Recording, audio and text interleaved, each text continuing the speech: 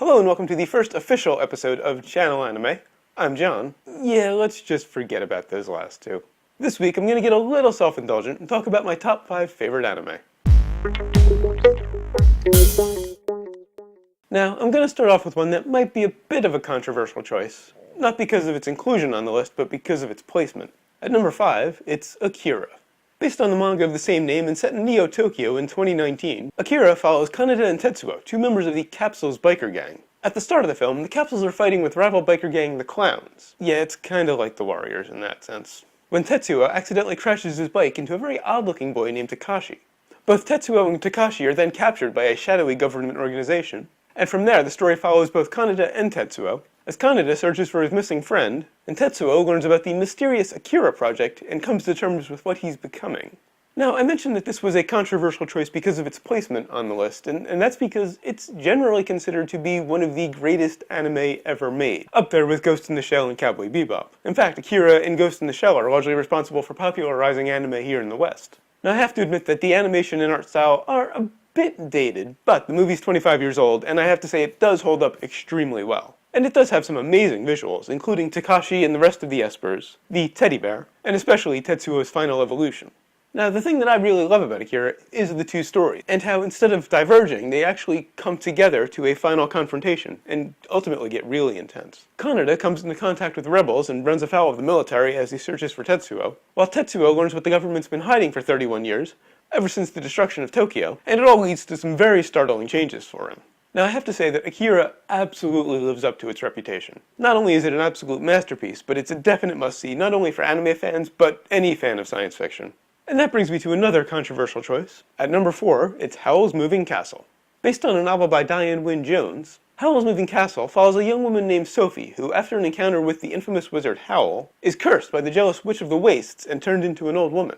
Sophie then goes in search of Howl's legendary moving castle, in the hope that he can break the curse and restore her youth. Now, I have to start off by saying I am a huge fan of Hayao Miyazaki's work, and this may not be his most popular film, but personally I love the characters and the visual style.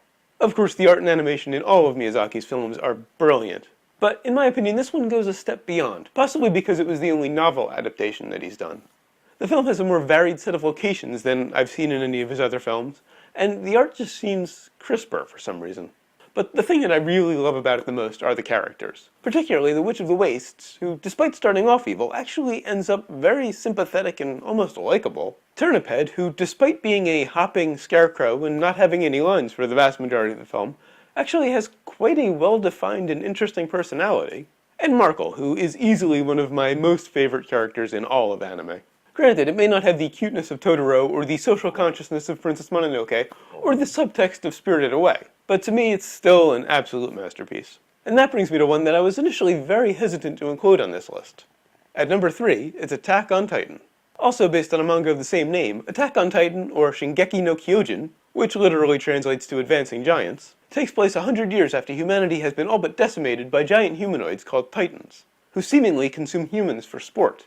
At the start of the series, the remnants of humanity have spent that 100 years peacefully behind a series of 3 concentric walls that are taller than the tallest known Titan. That is, of course, until one day when a significantly taller Titan suddenly appears and breaches the outermost wall. The series then follows Eren Yeager, his adopted sister Mikasa Ackerman, and their childhood friend Armin Arlart, as they join the elite Survey Corps in their efforts to understand the Titans and bring an end to their menace. Now, what can I say about Attack on Titan that hasn't been said by everyone? As I said, I was hesitant to include it initially, because there's only been 1 season so far and we have no idea if there's going to be a second. But the show is just that good. It completely lives up to the hype. It's often been referred to as an emotional roller coaster that only goes up, and some have complained about the unending series of cliffhangers. But to me, that's what makes the show. Yes, of course, the art style is brilliant. It looks like a comic book come to life. And the animation beautifully combines CG and more traditional looking art. But the thing that I really love about it is that the creators seem to have mastered the carrot on the stick. They give us just enough to make sure that we want more. And they're also not at all shy about killing characters. Seriously, George R. R. Martin could learn a thing or two about killing characters from Attack on Titan. And it's the way that humanity keeps going 2 steps forward only to fall 1 3/4 steps back that really makes the show addictive.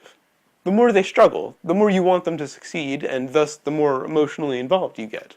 Throw in some beautiful visuals, some tense, impassioned writing, and some great voice acting.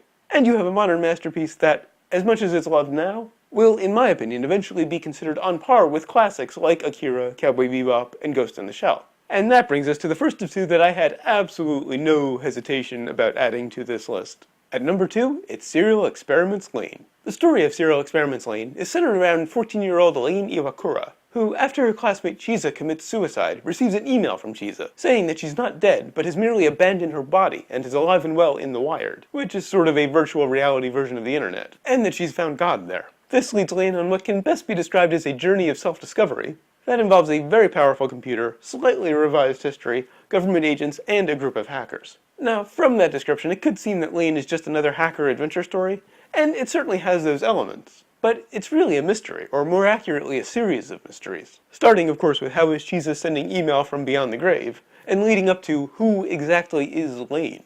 Now, the thing that I love about Serial Experiments Lain is its absolutely insane complexity. There's really no way to understand it after the first time you see it. You have to see it multiple times. I've seen it 4 times, and I'm just starting to wrap my head around it. And I also love that it doesn't give you concrete answers for the mysteries. It just gives you enough information to figure them out for yourself. In effect, it gives you homework. You have to think about it in between viewings in order to understand it. And if nothing else, watching Serial Experiments Lain for the first time is an experience that you will never forget, and one that I highly recommend. And of course that leads us to, at number 1, it's Fooly Cooly.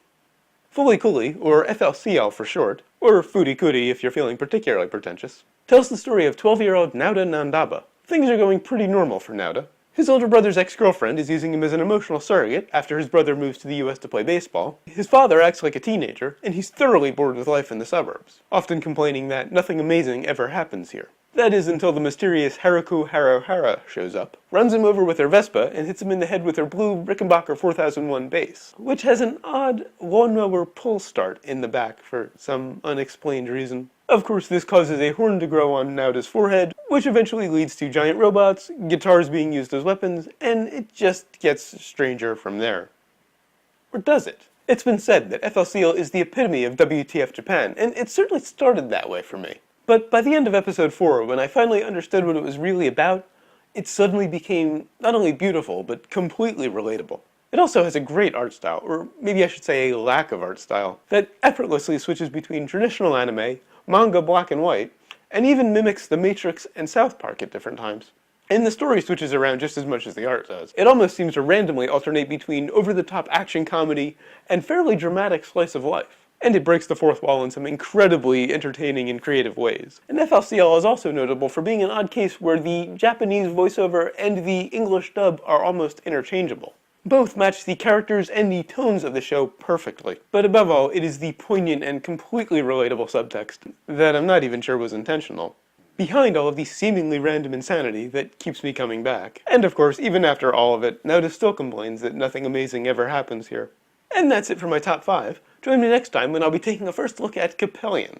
And of course, until then, take a look down in the description and you'll find links to find the show on Facebook, Twitter, and Google+, links to my anime list and Crunchyroll profile, and of course a link to Zombie Takeout, the Being Cult movie review podcast that I co-host and produce. Until then, thanks for watching, and I'll talk to you later. Granted, it may not have the cuteness of Totoro or the social consciousness of Princess